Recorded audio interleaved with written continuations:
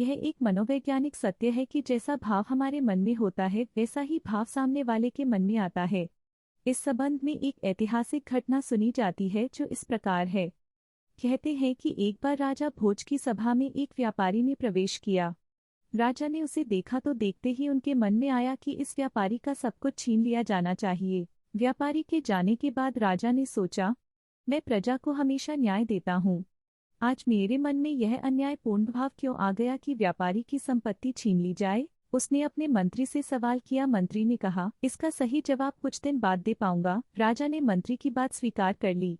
मंत्री विलक्षण बुद्धि का था। वह इधर उधर के सोच विचार में संयम न खोकर सीधा व्यापारी से मिलने पहुंचा। व्यापारी से दोस्ती करके उसने व्यापारी से पूछा, तुम इतने चिंतित और दुखी क्या हो? तुम तो भारी मुनाफे वाला चंदन का व्यापार करते हो। व्यापारी बोला, धारा नगरी सहित मैं कई नगरों में चंदन की गाड़ियां भरे फिर रहा हूँ, पर चंदन इस बार चंदन की बिक्री ही नहीं हुई। बहुत सारा धन इसमें फंसा पड़ा है। अब नुकसान से बच पाने का कोई उपाय नहीं है। व्यापारी की बातें सुन मंत्री ने पूछा, क्या अब कोई भी रास्ता नहीं बचा है? व्यापारी हंसकर कहने लगा, अगर राजा भोज की मृत्यु हो जाए तो उनके दाह संस्कार के लिए सारा चंदन बिक सकता है। मंत्री को राजा का उत्तर देने की सामग्री मिल चुकी थी। अगले दिन मंत्री ने व्यापारी से कहा कि तुम प्रतिदिन राजा का भोजन पकाने के लिए 1 मन 40 किलोग्राम चंदन दे दिया करो और नगद पैसे उसी समय ले लिया करो। व्यापारी मंत्री के आदेश को सुनकर बड़ा खुश हुआ। वह अब मन ही मन राजा की लंबी उम्र होने की कामना करने लगा। एक दिन राजसभा चल रही थी। व्यापारी दोबारा राजा को वहां दिखाई दे गया तो राजा सोचने लगा, यह कितना आकर्षक व्यक्ति है, इसे क्या पुरस्कार दिया जाए। राजा ने मंत्री को बुलाया और पूछा, मंत्रीवर, यह व्यापारी जब पहली बार आया था तब मैंने तुमसे कुछ पूछा था, उसका उत्तर तुमने अभी तक नहीं दिया। खैर, आज जब मैंने इसे देखा तो मेरे मन का भाव बदल गया। पता नहीं आज मैं इस पर खुश क्यों हो रहा हूँ और इसे इनाम देना चाहता हूँ।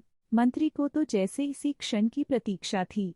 उसने समझाया, महाराज, दोनों ही प्रश्नों का उत्तर आज दे रहा हूँ।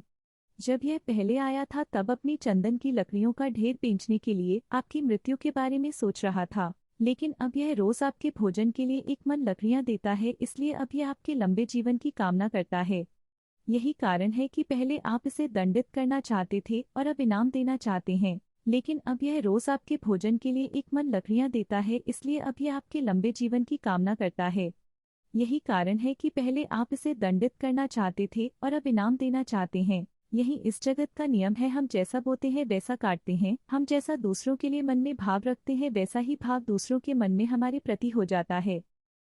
अतः इस कहानी से हमें ये सीख मिलती है कि हमेशा औरों के प्रति सकारात्मक भाव रखें।